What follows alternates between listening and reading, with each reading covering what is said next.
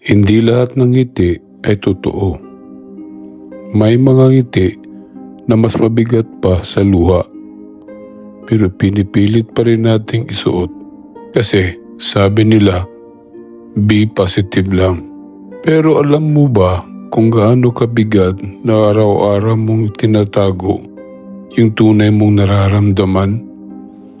Yung tipong may problema ka na pero bawal magpakita ng lungkot kasi baka isipin ng iba mahina ka. Ang tawag doon, toxic positivity.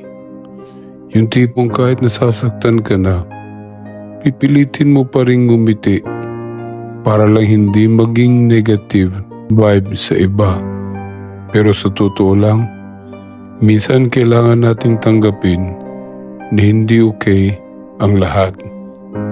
Hindi mo kailangan maging masaya 24/7 para maging mabuting tao. Tao ka. At kasama sa pagiging tao ang masaktan, mapagod at malungkot. Ako si Maskara. Hindi mo man ako kilala pero naiintindihan kita. Kung may natamaan, baka panahon na para gumising.